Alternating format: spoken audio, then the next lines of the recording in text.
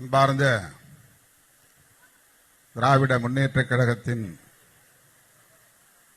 மாவட்ட செயலாளர், மாண்புமிகு அமைச்சர், அருமை அண்ணன் மாசு என்கிற மா சுப்பிரமணியன் அவர்களே, அன்பு சகோதரர் துணை மேயர் மு மகேஷ்குமார் அவர்களே, கிருஷ்ணமூர்த்தி அவர்களே, துரைராஜ் அவர்களே, காங்கிரஸ் பேரியக்கத்தின் சார்பில் இங்கே உரையாற்றி இந்த ஆர்ப்பாட்டத்தை சிறப்பித்திருக்கிற திரு சி.கே. பெருமாள் அவர்களே, மறுமலர்ச்சி திராவிட முன்னேற்றக் கழகத்தின் மாநில பொருளாளர் அன்பு சகோதரர் மு செந்தில் அதிபன் அவர்களே, சுப்பிரமணியன் அவர்களே, விடுதலை சிறுத்தைகள் கட்சியின் துணை பொதுச் செயலாளர் தம்பி வன்னியரசு அவர்களே, மாவட்ட செயலாளர் சைதை ஜேக்கப் அவர்களே, தமுமுகவை சார்ந்த சாகுல் அமீத் அவர்களே, முஸ்லீம் லீக் பொறுப்பாளர் ஹவுஸ் பேக் அவர்களே,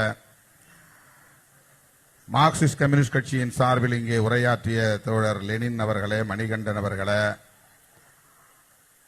எஸ்டிபிஐ சார்பில் பங்கேற்று இதனை சிறப்பித்துக் கொண்டிருக்கிற அபுதாகிர் அவர்களே, முகமது பிலால் அவர்களே, சிபிஐ மணிகண்டன் அவர்களே, தேமுதிக குமார், சுரேஷ், முருகன் உள்ளிட்ட தோழர்களே, திரளாக கூடியிருக்கிற மதசார்பற்ற முற்போக்கு கூட்டணியை சார்ந்த களப்பணியாளர்களே, முன்னணி பொறுப்பாளர்களே, உங்கள் அனைவருக்கும் என்னுடைய பணிவார்ந்த வணக்கத்தை தெரிவித்துக் கொள்கிறேன். மாண்புமிகு முதலமைச்சர் அண்ணன் ஸ்டாலின் அவர்களின் அறிவிப்பை அடுத்து ஓரிரு நாள் இடைவெளியில் இன்றைக்கு தமிழ்நாடு முழுவதும் ஆயிரக்கணக்கான இடங்களில் இந்த ஆர்ப்பாட்டங்கள் நடைபெற்றுக் கொண்டிருக்கின்றன. அண்ணன் மாசு அவர்கள் சொன்னதைப் போல இந்த மாவட்டத்திலேயே 12 இடங்களில் வெற்றிகரமாக இந்த ஆர்ப்பாட்டம் நடைபெற்றுக் கொண்டிருக்கிறது. தோழமை கட்சிகளின் சார்பில் ஆங்காங்கே தலைவர்கள் பங்கேற்கிறார்கள். அப்படி ஒரு வாய்ப்பு இன்றைக்கு செய்தையிலே நடக்கிற இந்த ஆர்ப்பாட்டத்தில் நானும் பங்கேற்கிற வாய்ப்பு கிடைத்ததை எண்ணி மகிழ்ச்சி அடைகிறேன். அதற்காக நான் மாசு அவர்களுக்கு என்னுடைய நன்றியை முதலில் உரித்தாக்குகிறேன். எரிவாயு தட்டுப்பாடு இதுதான் இன்றைக்கு மிகப்பெரிய பேசுபடு பொருளாக மாறியிருக்கிறது. உலக நாடுகள் முழுவதும் இதனால் பாதிப்படைந்து உலகம் முழுவதும் இந்த சிக்கல் வலுவடைந்து வருகிறது. இந்தியாவில் முதலில் இதற்கு போராட்டத்தை அறிவித்த பெருமை அண்ணன் ஸ்டாலின் அவர்களை சாரும். ஒரு ஆளும் கட்சி உடனடியாக மக்கள் பிரச்சனைக்கு எதிர்வினையாற்ற வேண்டும் என்று முடிவெடுத்து அமைச்சர்களும் பங்கேற்கலாம் என்று ஆணையிட்டிருக்கிறார். மக்கள் பிரச்சனைக்காக நாம் களத்தில் நின்று போராட வேண்டும் என்கிற வழிகாட்டுதலை தந்த முதல்வருக்கு என்னுடைய நெஞ்சார்ந்த பாராட்டுகளை தெரிவித்துக் கொள்கிறேன். லெனின் பேசுகிற போது சொன்னார், பாமக தலைவர் முதலமைச்சரை பார்த்து கேள்வி கேட்கிறார், மோடியை பார்த்து கேட்காமல் என்று ஆதங்கப்பட்டார். அதற்கு விடை சொல்லக்கூடிய வகையிலே நம்முடைய அண்ணன் மாசு அவர்களும் தேமுதிக பொறுப்பாளரும் இங்கே ஒன்றை எடுத்துரைத்தார்கள். உடனடியாக முதலமைச்சர் இந்த பிரச்சனையில் எப்படி முடிவெடுத்திருக்கிறார், எதிர்வினை ஆற்றியிருக்கிறார் என்பது அவருடைய தலைமைத்துவத்தை, அவருடைய தலைமை பண்பை இன்றைக்கு உறுதிப்படுத்தி இருக்கிறது. முதலமைச்சர் இதற்கெல்லாம் மோடிதான் பொறுப்பு என்று அவரை நோக்கி விரல் நீட்டி குற்றம் சாட்டி அமைதியாக இருந்து விடாமல் நம்மாலானதை செய்வோம் என்று முடிவெடுத்து வணிக நிறுவனங்கள், குறிப்பாக ஹோட்டல் போன்ற நிறுவனங்களை சார்ந்தவர்கள் சமையல் எரிவாயுக்கு பயன்படுத்துகிற இந்த சிலிண்டர் தட்டுப்பாட்டினால் பாதிக்கப்பட்ட நிலையில் அவர்கள் மின் அடுப்பை பயன்படுத்த மாறியிருக்கிறார்கள். அப்படி மின்சார அடுப்பை பயன்படுத்துகிற நிலையில் அவர்களுக்கு அந்த கட்டணம் உயர்கிறது, கூடுதலாகிறது. ஆகவே அதன் மீது ஒரு பரிவு, அந்த மக்களுக்கு நம்மால் ஆனதை செய்வோம். இதுதான் நம்முடைய முதலமைச்சரின் ஆகச்சிறந்த தலைமை பண்பு. உடனடியாக ஒரு யூனிட்டுக்கு 2 ரூபாய் மானியம் தருவோம் இந்தியாவில் எந்த முதலமைச்சராவது இந்த கோணத்தில் சிந்தித்ததுண்டா? சிந்தித்திருக்கிறார்களா? இப்படி ஒரு முடிவை எடுத்திருக்கிறார்களா? இந்த அறிவிப்பை செய்திருக்கிறார்களா?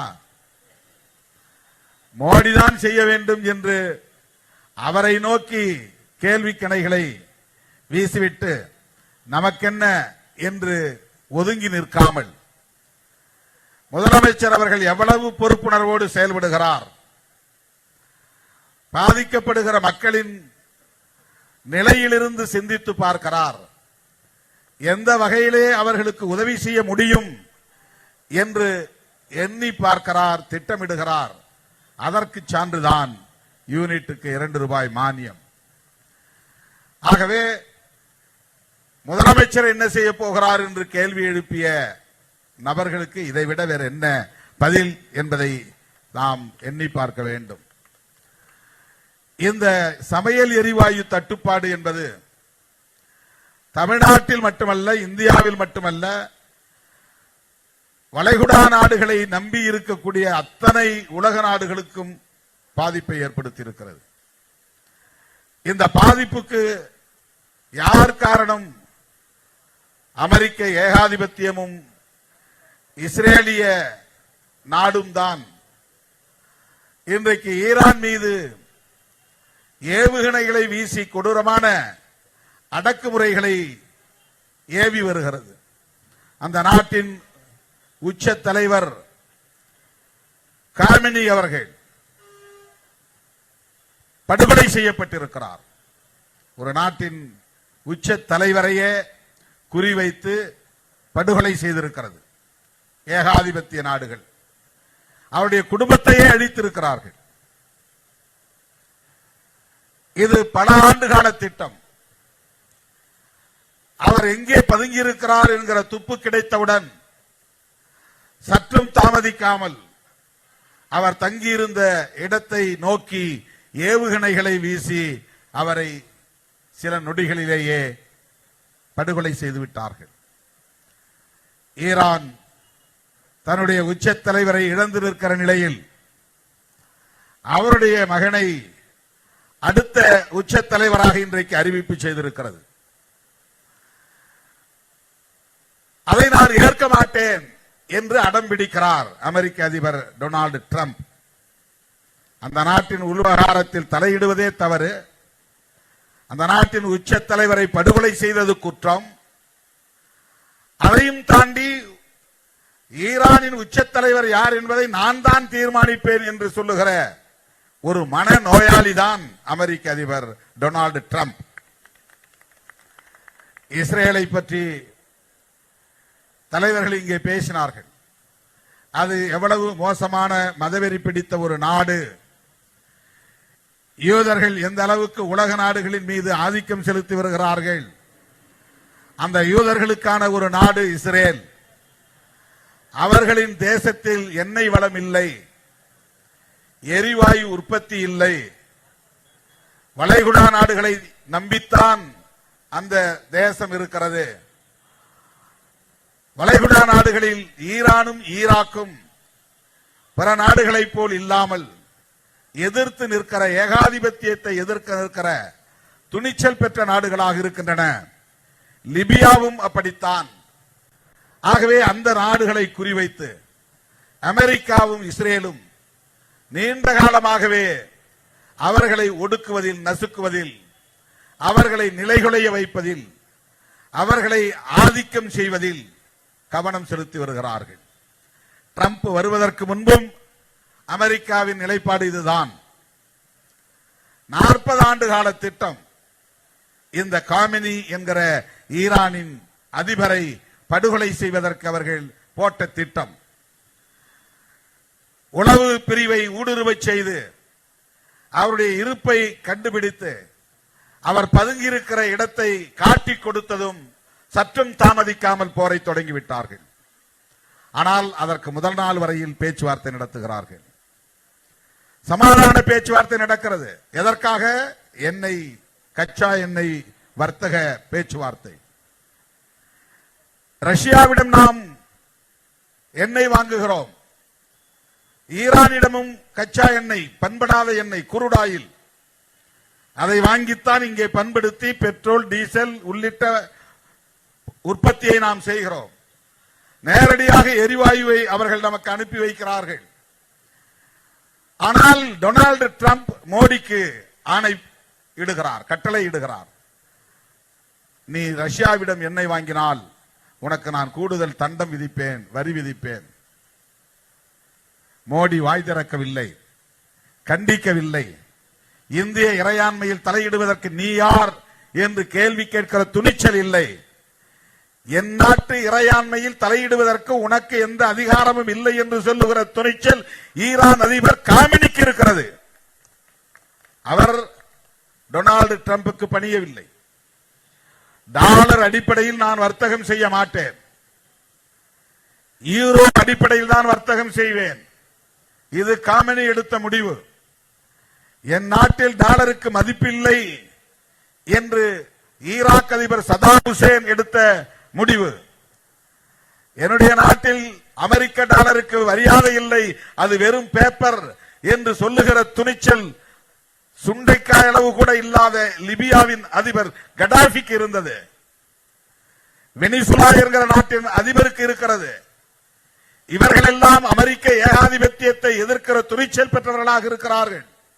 ஆனால் இந்தியாவும் ஒரு வல்லரசு தான், இதை வல்லரசாக்குவதற்காக நாங்கள் இங்கே போராடி கொண்டிருக்கிறோம் என்று சொல்லுகிற நம்முடைய மோடி, டொனால்டு டிரம்ப் தலையீடு செய்கிற போதெல்லாம் அவருக்கு தலைகுனிந்து நிற்கிறார், அடிபணிந்து நிற்கிறார், வாய் மூடி மௌனித்து கிடக்கிறார், எதிர்த்து பேச துணிச்சல் இல்லாமல் இருக்கிறார்.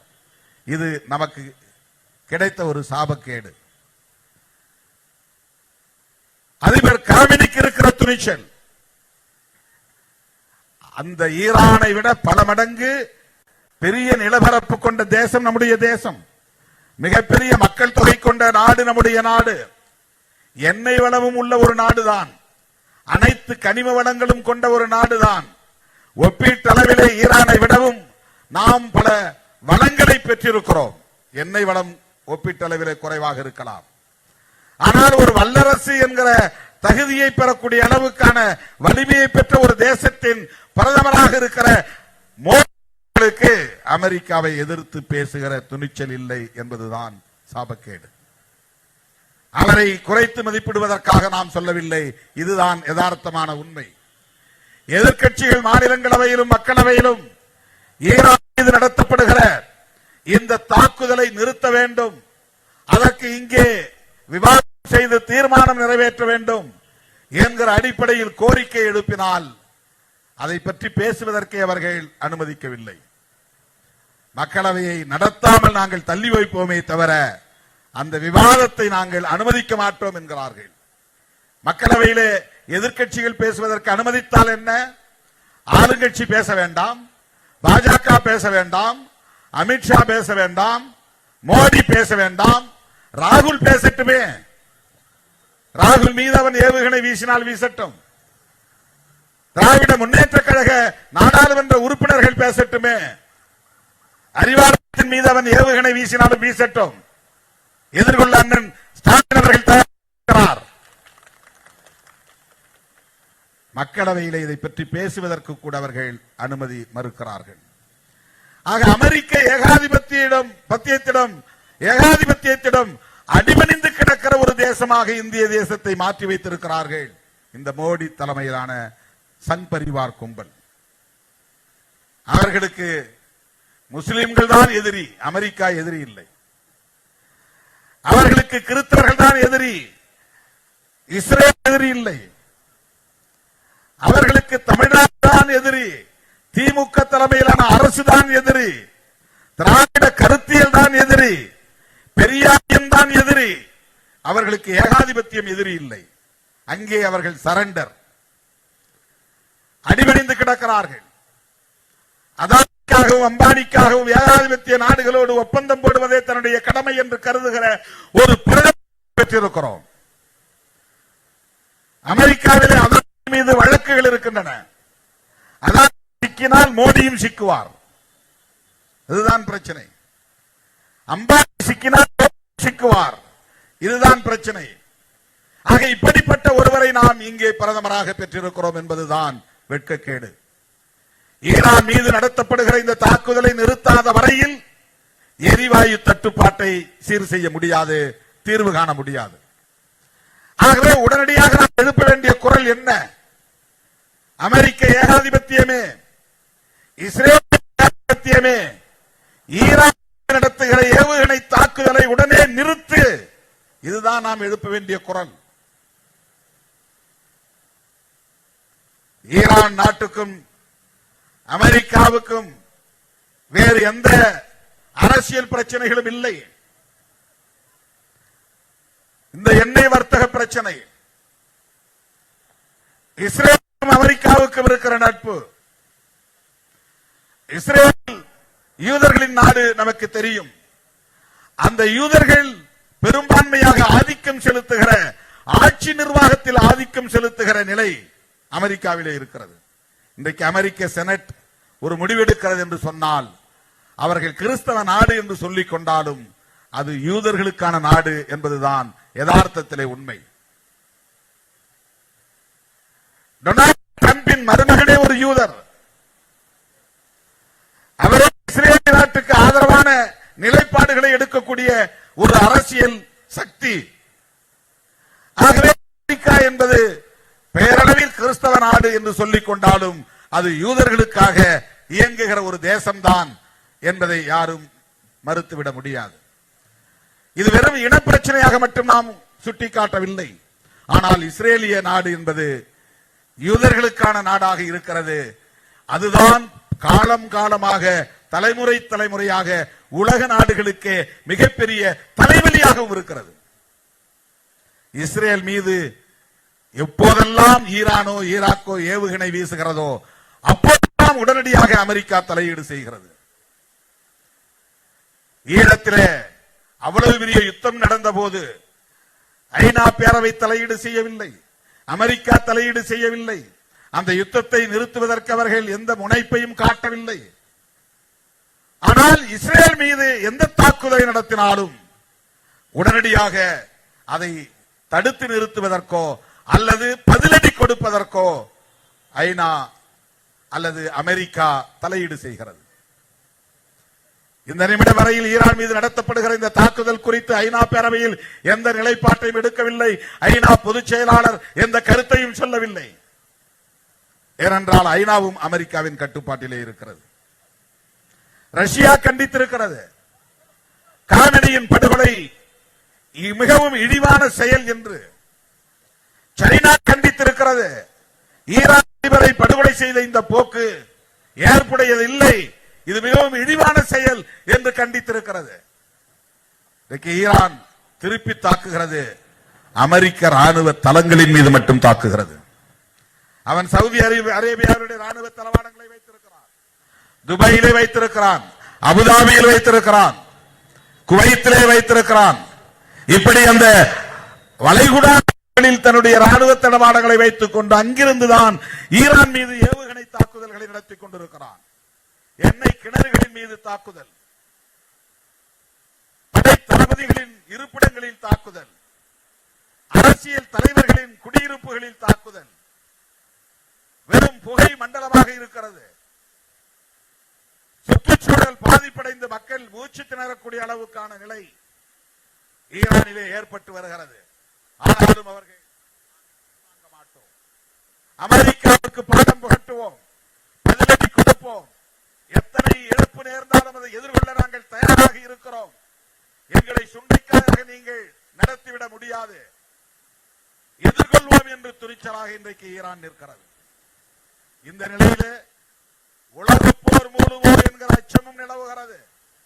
இந்த யுத்தம் தொடர்ந்தால், கச்சா எண்ணெய் தட்டுப்பாடு நேர்ந்தால் உலகமே முடங்கி போகும். இப்போதே மக்கள் பதற்றத்தில், அச்சத்தில் பெட்ரோல் பங்குகளில் வரிசையிலே நிற்கிறார்கள். கேனாக பெட்ரோலையும் டீசலையும் வாங்கி கொண்டு போய் வசதி உள்ளவர்கள் சேமித்து வைக்கிறார்கள். இன்னும் ஓரிரு வாரங்கள் இந்த போர் நீடித்தால் என்ன ஆகும்? இப்படிப்பட்ட சூழலில் நம்முடைய செந்தில் அவர்கள் சொன்னதை போல பிற நாடுகளில் அந்த நாட்டின் அதிபர்கள் அல்லது பிரதமர்கள் இந்த எரிவாயு தட்டுப்பாடு இருப்பது உண்மைதான். மக்கள் எச்சரிக்கையாக இருங்கள், விழிப்புணர்வோடு இருங்கள், சேமிப்பை செய்யுங்கள், சிக்கனமாக செலவு செய்யுங்கள் என்றெல்லாம் மக்களுக்கு வழிகாட்டுகிற போது நம்முடைய மோடி அவர்கள் இதிலும் அரசியல் செய்கிறார். அப்படி எந்த தட்டுப்பாடும் இல்லை. இவர்களாக ஊதி பெருக்குகிறார்கள், பூச்சாண்டி காட்டுகிறார்கள் என்பதை போன்று திமுக உள்ளிட்ட எதிர்க்கட்சிகளின்